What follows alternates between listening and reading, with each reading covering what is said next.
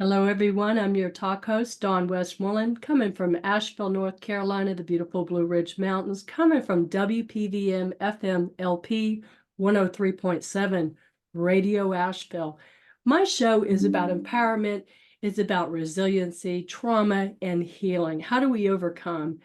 Last September, I remember being in North Florida where my mom's home is. We dealt with Hurricane Milton for 5 days, and then we came back to Hurricane Helene. Now, we had a lot of FEMA, Federal Emergency Management Association or agency. I don't remember which one it is, FEMA, come in and do a lot of restoring of Asheville and the greater Asheville area. Now, the one thing is Asheville is very well known, and most people know or have heard of Asheville, North Carolina. But what about Girton? What about Bat Cave? What about Lake Lure areas? So my guest today is Taryn Trueluck, and I told her before the interview, what a great last name. Taryn, how are you today? I'm doing well. Yeah. Let's talk about resiliency. You lost your home during Hurricane Helene last year. Let the listeners know a little bit about your experience going through that. Oh, what an experience. I live on a mountain, Bearwalla Mountain, that's been in my family for 100 years. My grandfather, great grandmother, now my children are fifth generation. And my mother was living in my grandfather's house, and I had bought her house when I went through a divorce. So, mom's right up the road, kids are all here, and I hear the storm is coming in, so I sent the kids to their dad just to be on the safe side, and I stayed and prepped my house as much as possible because I do have a stream in my backyard. And that day, it was not a stream. it it wasn't as bad as I thought it was going to be initially, and it wasn't actually the water that broke my house. It was all the trees that I didn't account for. So all the trees on my property smashed into the side of my house in a microburst. Well, all the ones in one line. And just took out the whole kitchen, dining room, all the downstairs where my kids' rooms were, just smashed straight through all of it. And then there was water, so all of the water that eventually filled up on my property. There's culverts that were down below my property that filled up with storm debris. So when that happened, my property just filled up like a lake. Oh. And so then whenever the culverts broke loose, all of the house had just been sitting, like the trees and everything. And the culverts broke loose. All of the contents of my home just proceeded to wash down the river. Oh my gosh. Taryn, that's a lot to deal with. And I feel blessed. I'm in Woodfin, North Asheville, and I think I had $2,500 worth of damage to my house, which thank God that wasn't that hard to repair. What was going on in your mind at that time when all this happened? Because nobody expected this crazy storm. I know. Well, I was rescued in the middle of the night, thank goodness, by my boyfriend. At the time, he was my best friend, but the hurricane shifted that, which is nice because something very wonderful came out of this. He picked me up around 4 a.m. when it was an actual Cat 1 hurricane on land. And that was the first true near-death experience in the hurricane, because the house was one thing, being in it, and the power was out, it was dark, it was loud. I had no idea of how bad it actually was. So he saved me, and we were driving over trees, and the trees on the mountain were all blowing at 100 miles an hour in different directions. Some of the trees were bending over to the point they were touching the truck. So once we finally got off the mountain, that was really intense. I was like, okay, so could we have died just then? And he said, yes, absolutely. So then the next day, once the hurricane had completely subsided, we proceeded to chainsaw our way back up the mountain.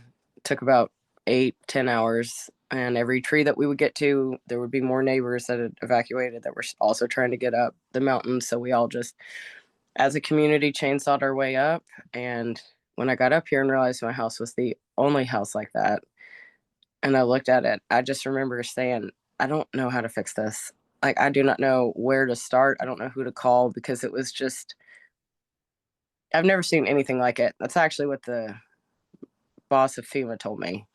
He pointed at my property and my house and my situation, and he said, in 37 years, he said, I've never seen anything like this. And I said, as in this storm in Western North Carolina or my property? He said, your property. Are you okay?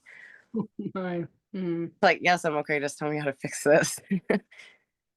So it's been a crazy journey, just, you know, and that was the second near death because I realized had he not picked me up, I would have died.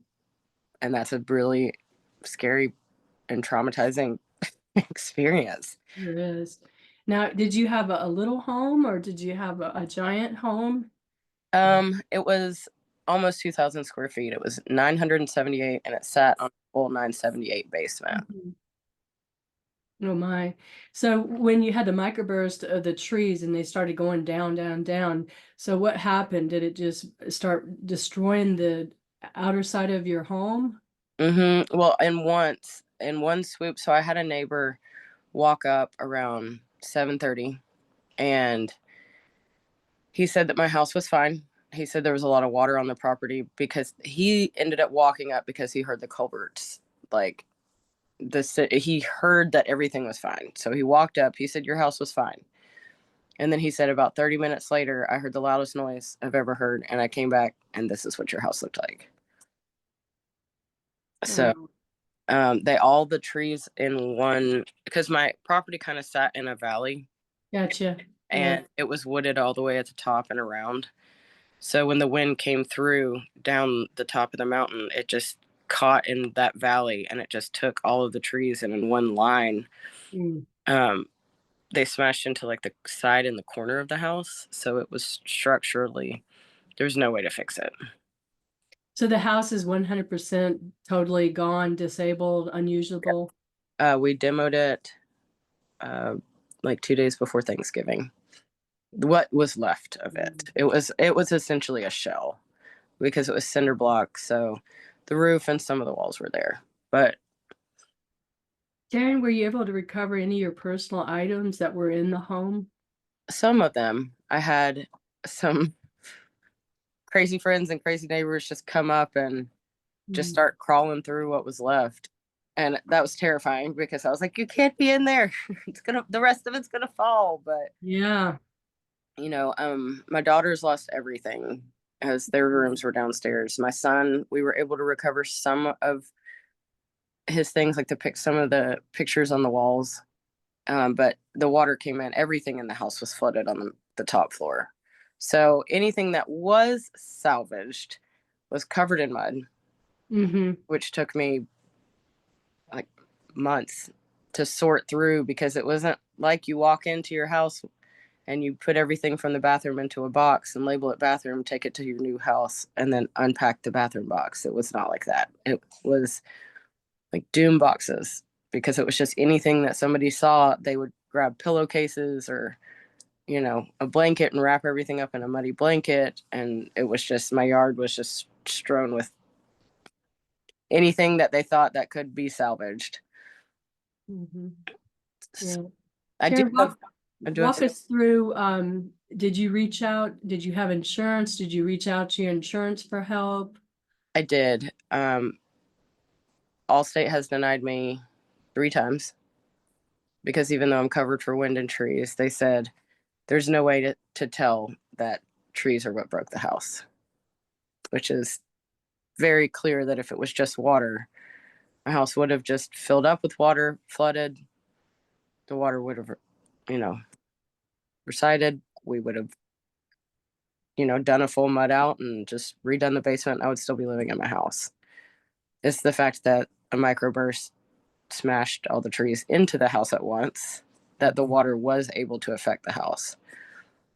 Mhm. So they've just said no and gave me nothing.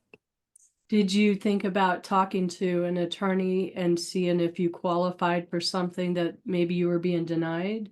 I have. I've gone through rigorous lengths. I've gone all the way to the insurance commissioners. I've talked to state representatives. I've talked to attorneys. It's just that's taking a lot of energy. And yes, they do owe me enough money that I could rebuild my entire life, but it's, you know, at what point do you just say never mind and just do it a different way? That's where I am. Yeah. What about your neighbors? How did they fare? Fine. My mom's house up above mine, her waterfall broke loose and a bunch of rocks and water came down through the side of her property. And there was one other house down the mountain about 5 minutes that had a ravine behind it. And when the water came through, it swept her house off of its foundation. So she ended up having to demo her house as well. But as far as there was my house and one other house that actually got destroyed on the mountain. And my mom had a bunch of rocks and water come down from her waterfall into her yard. There were some yards that were messed up. But no one's house there, other than there was one other woman down the mountain about 5 minutes whose house slid off of its foundation. It was sitting kind of in a little bit of a ravine was behind it. And so when the water came down through her house, it slid her house off the foundation. So she had to demo it as well. And the that's actually how I originally found Batcave Disaster Relief, because they were the ones that came in and helped demo her house for her. And I had already demoed my house and was working on kind of figuring out how to take the next step and how do you rebuild a house with no money? Gosh, and no insurance. I No. mean, well, you had insurance, but they won't help you with it. Goodness gracious. So you did get a little bit of volunteer work. People came in and did, I guess they heard about you. I think you've been on the news before. And where have you been broadcasted before about this? Fox News was the first broadcaster that came through. And then I did a segment with Nation News. It's a national uh, cast. And then I did one with PBS. And I did a follow up with Fox. And then I also did another one for WLOS. Now, how did they hear about you? Did you reach out to them or did they find you? How Yeah, did you get on their shows? they all just found me. the first the first one, the Fox News girls were up just kind of looking, and it was right after the storm. I think it was maybe the next day, and they just walked up to me and they had, oh, it's so sad. They had handfuls of my kids' baby pictures. And they recognized me in the pictures. And then they saw my house and they were like, "Oh, are these your pictures?" I said, "Yeah." And they were like, and they had their cameras in their car. They asked if they could come up and if they could film me. I said, "Sure. Why not? I don't think anybody else was affected like this, and I don't think anybody else will talk to you, but somebody needs to come in here and help fix this because we're such a small county and we're so far off of the beaten path that most people don't know about Curtin." Yeah. How come, in your opinion, places like Asheville's getting more attention from Hurricane Helene relief than these small towns like where you're living, Taryn? Um, it's for, money that they have businesses that can bring revenue back in, and small towns and like Girton doesn't you they're not making any money off of this. This is just where people live. They don't care about that the way they care about commerce. Mm-hmm. Now you're trying to do a fundraiser. It's coming up. Let's talk about your fundraiser. Who does it help? Where do we find out more about this fundraiser? It's going to be held at the local joint in Fairview on the far side. It's called the Joint Next Door. And it's for Batcave Disaster Relief. They're the disaster relief team that have come in and helped. They helped clear the rest of my property for me.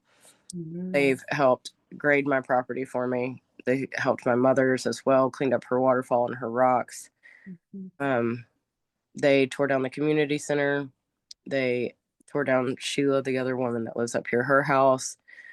They've just they're just relentlessly selflessly donating their time, and they're not a 501c3, so they're doing all volunteer and donations. So I decided to host a fundraiser for them because I would not do that for myself, but I will do that for someone helping me. And I know they're going to continue to help me because they're the gentleman that started it. His name is Mark Staton, and he started it with his wife Lynn Staton. They own the post office in Bat Cave, and Lynn owned Hip Hen, which was an antique shop, and she lost everything she had as well. Mm. So they set up a hub in Bat Cave, and they have been doing it since day one. And they're amazing people. And Mark is actually a general contractor, which is very helpful because when you pull your own permits for your own construction build, which is what I did because I don't have the money to hire a contractor, that made me the contractor. I see. Except for I'm not a contractor and I do not know how to build a house. So I met Mark and just kind of told him what was going on. And he asked if I had a job, and I said that I did. And Hmm. before the storm, I owned a post construction cleaning company. And he was like, "Oh, well, I'm a contractor." I was like, "Perfect. Would you like to help me?" So that's kind of how the conversation got started. And then he came up and saw everything I had going on and just hasn't left. He said, "I'm not going anywhere. I'm going to help you until your house is built because you're an inspiration to people that are not as far along as you are." He's like, Yeah, "You're a fighter, you're a warrior, and you're not going to give up on this." So I'll support that. it's great you recognize that. So Mm-hmm. your neighbors, do you have other neighbors out there that are struggling? Are there people out there that aren't even living decently, I mean, with Mm-hmm. kind of air conditioning cover? Mm-hmm. There's one neighbor that they're actually helping right now with a roof and the back part of his house that was knocked down by trees. And then there's the other woman up here that lost her house as well. She has had to move, I think, 3 or 4 times since the storm, which I can relate to because I've moved a couple times since the storm as well. Just because you don't, I mean, you initially you need a place to stay, but you don't know how to do it because we don't have hurricanes in the mountains. So nobody knows, Yeah, you know. yeah, I have to say I'm smiling because, all these years I always said I felt safe in the mountains. We don't Mm-hmm. have really tornadoes. We don't have, bad rains. We don't, we don't have earthquakes. And gosh, we have had earthquakes in the area, and we obviously, had Hurricane Helene. Mm-hmm. Well, So, a tornado would take my house out. not not tucked in the mountains of Girton. yeah. Well, Otherwise safe. as you rebuild, Taryn, do you feel that staying in that property is the right thing to do? I do. It feels like home. It was my kid's grandmother's house, and Hmm. then it was their house. And so it's the only house as far as their mom goes that they've ever known. And so we just cut down the rest of the trees that didn't get knocked down by the tornado and took away all aerial threats except for my mother maple tree. She stays. She's in the front yard and she's the mother of the property, mother tree. So, and we have designed the house according to everything that has happened and did happen and could happen. So the way that it's set up, if this was to ever happen again, the foundation is the strongest foundation you can make, and we're gonna have what are called washouts, where you just open one door on one end and one door on the other, and if water comes, it just goes through the house. You spray the mud out and shut the doors.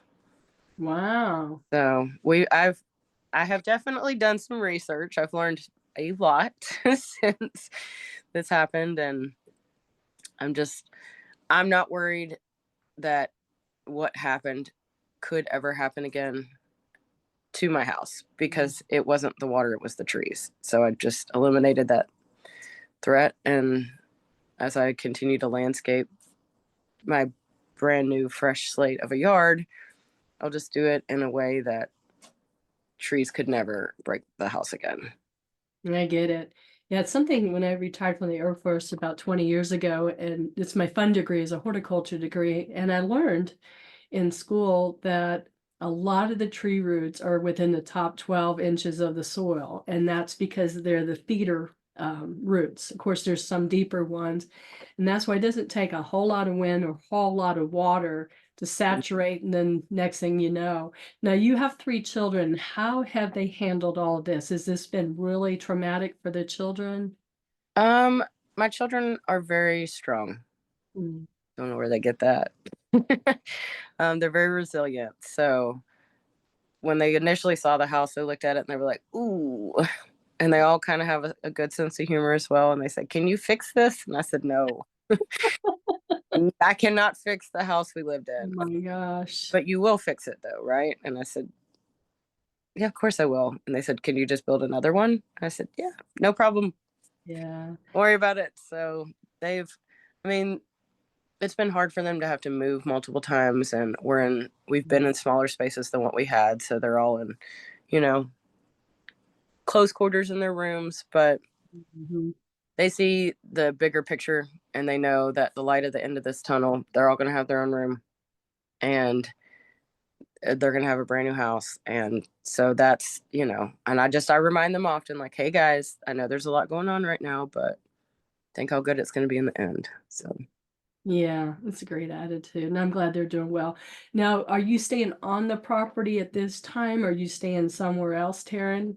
I'm actually staying up the road in my mother's house, which was my grandfather's and my great grandmother's. Because when I was a kid, I went through Hurricane Hugo.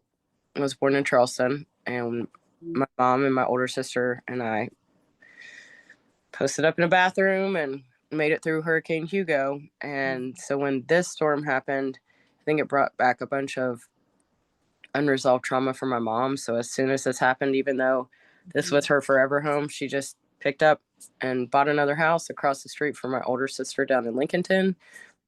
And so a couple days before Christmas, I was just like, well, I guess maybe a week or two, I said, "So you're moved out. Do you need help?" And she said, "Yes." And I said, "Okay," because my boyfriend worked for Penske. So we were able to just get a moving truck and Mm-hmm. call some muscle and loaded up my mom's house. And I was like, "Well, if your house is going to be empty, can the kids, can we live in it instead of this tiny shed house we're living in? Because I can't even put a Christmas tree in this tiny shed house, and I'm about to have an anxiety attack about it because Um, I don't know how Santa's going to come without a fireplace." So on Christmas Eve, we rolled out the rug and put the throw pillows on the couch and put up the Christmas tree at about 7:30. So we've been here since then, and it's definitely made a big impact on how everybody's handling recovering instead of being in such a small. I mean, the tiny house was maybe 500 square feet with every that's tiny. very small. And We've I know Gloria, she's Gloria Ender. She's a wonderful lady. We go way back, taking school and classes together many years ago. mm, So let me ask you, Taryn, I like to think there's a silver lining in everything that happens to us. Has there been any silver linings, anything that you've even learned from this experience? hmm well, the silver lining was stop being so stubborn and let people help you, because it humbled me, and I stopped being stubborn, and now I have the most amazing partner, and Mm-hmm. he's he can do any and everything. So he's helping me rebuild the house. So that's wonderful. That's a silver lining. And I mean, as a single mother with three kids, there was always something broken in my house. And I would always call him. I would always call David. And so now I don't have to call him. He can just help me build one brand new that won't break all the time. So that's a silver Oh, lining too. that's really cool to hear about him. Yeah. So going forward, and I know you said it's hard for you to ask for help. I can relate to that being a woman 20 years in the Air Force, but it's hard for you to ask for help, isn't it, Taryn? It is hard for me to ask for help, and that's one of the reasons I'm hosting a fundraiser, is because that's not for myself, because everyone kept asking, how can we help? How can we help? Mm-hmm. And I was like, actually, you know what? I know how you can help, because Mm-hmm. whether or not I did this for Batcave Disaster Relief, they're going to continue helping me. But so that I don't feel any type of way about it like I would have before, I'm just going to ask people to help them, because they're going to continue to help me, which helps other people. And Mm-hmm. it's not just like, that's a really big picture when it comes to, you know, the everyone involved rebuilding, because they're not going to stop. They're just going to keep going, and then this is just going to get them heard and get them seen, so Yeah. that, they can keep the momentum that they have, which is very impressive. Like, Yeah. all of these men have been doing this volunteer work for 8 months for free. Wow, it's just amazing. It is amazing. And as I said, I'm in North Asheville, Woodfin, and I don't even have to drive 3 minutes. And on Riverside Drive, there's this little old car that's halfway in the mud, well, it's dried up and half sticking up. And I'm like, God, when are they going to get it? Mm-hmm. Boat's upside down, and we're, only a few minutes from downtown. So Mm-hmm. the people who are listening to this, and we always record it too, it'll be on YouTube here soon. How can they help? Is there a website or a place that they go to where they can sign up if they want to donate finances, or if they say, hey, I'm really a handy person, I want to help out? How do they reach you, Taryn? um well, Facebook is Batcave Disaster Relief has a big Facebook. They've got links under their about me or their bio, or some at the very top of their Facebook. They have all the links to donate, and you can also reach out to them directly through Facebook and Batcave Disaster Relief, and they'll Thank message you. back. Hmm. Mm-hmm. And then I'm on Facebook as Taryn Trueluck. So if anybody out there is going through the same thing I'm going through, or just wants to reach out or whatnot, that's a good So place to if start. they're Marshall, Madison County, Mhm. opposite side that. Yep. And then Sunday, real quickly, you have the fundraiser, a get together. What is that about? It's from 12 to 5. There will be a raffle, there's a band, there's going to be a taco bar, and my best friend owns the local joint, and she's going to donate 25% of the proceeds of the bar sales for the day towards Batcave Disaster Relief. Oh, that's wonderful. Between the bar sales, so the restaurant stays open until 3 o'clock, so you can order food from the restaurant side up until 3. Then from 4 to 5, there'll be a taco bar with a donation jar for Batcave. There's a bunch of cool stuff that I've had donated by a bunch of people that I'm gonna actually today I got all the rest of it, and I'm gonna put raffle baskets together, and then just come out and support. If nothing else, come have a beer or a glass of wine and get a cheeseburger, wait for a taco, Mhm. just come say hi, meet the people that are helping me and helping all the other people. So Yeah. And Taryn, wrapping up because we're out of time. Again, somebody could just go to Facebook and the um Batcave Disaster Relief. disaster. Is it only on Facebook? Because there might be people who don't use Facebook. I'm not sure. They might be other places. I know they I'm sure have an email address. I'm sure you could just Google it, because at this point they probably have things on the internet you could Yeah. find. That sounds great, Taryn. And if you are in the heart and mind to help others, listen to Taryn's story. And if you can help, with your hands or with your pocketbook, that's up to you. But thank you, Taryn, for, being so raw and real with us and sharing your experience of Yeah, resiliency and overcoming. And you're still overcoming. Take yeah. care. Thank you.